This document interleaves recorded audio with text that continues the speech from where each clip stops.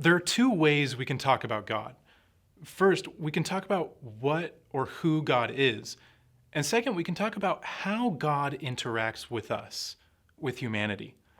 The Fathers of the Church and the Catechism of the Catholic Church call these two ways of talking about God theology and economy.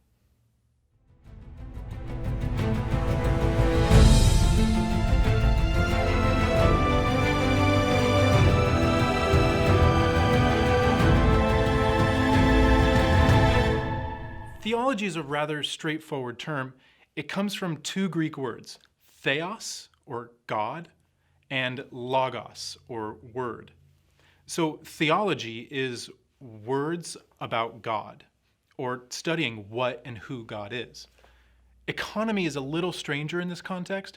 We often think of economy in reference to a country's finances, but it means something different here.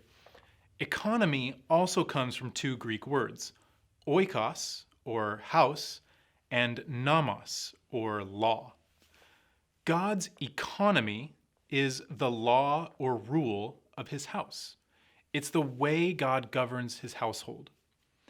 This economy is also called salvation history. It's the basic story of God revealing himself to us and granting us salvation through his Son, Jesus Christ. In Galatians chapter 3, St. Paul tells us that the Old Testament was a custodian or a guardian. The Greek word he uses there is pedagogue. This word denotes someone who teaches and guides a child, so a sort of tutor.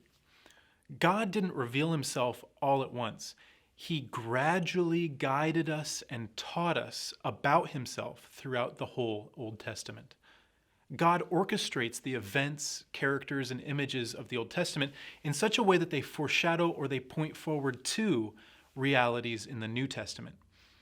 The Church calls these foreshadowing persons and events types. They are a type of something greater. This is one way that the Old Testament serves as a tutor for us. For example, in Lesson 4 of the Way of Christ, we find that Noah is one of these types. Noah obeyed God by building the ark, which served as a safe haven for his family during the flood. This points forward to Jesus establishing the church, which is a safe haven for us, protecting us from sin. Another interesting example is the story from Exodus where God gives miraculous bread to his people to sustain them on their journey to the promised land. Likewise, Christ gives us his flesh under the form of bread to strengthen us on our journey to our heavenly homeland. We also find that Old Testament figures such as Abraham, Moses, David, all these people were types of Christ. They all pointed forward to Christ in different ways. This is how God gradually reveals himself to us. In the New Testament, though, we encounter the most perfect revelation of God. God himself made man in Jesus Christ. The whole Old Testament serves to prepare us for who Jesus is and what he intended to do. Through Jesus' paschal mystery, his passion, death, resurrection, and ascension, God saves us from our sins and invites us into his household, into his family. The Catechism says, through the economy, the theology is revealed to us. Through salvation history, through the divine economy, God's very identity is revealed to us. We learn about who God is by what he does. In the Old Testament, we're prepared for the ultimate revelation of God in Jesus. And then in Jesus Christ, God gives himself for us completely. Through the mystery of Jesus' life and death, we find precisely how God runs his household.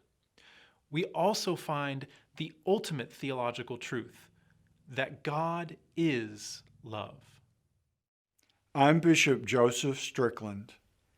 Thank you so much for viewing this episode of The Way of Christ. It is an excellent resource for growing in your Catholic faith. for deepening your life in Jesus Christ. You can purchase your own copy of The Way of Christ at stphilipinstitute.org/store. God bless you, and let us continue to grow in His light.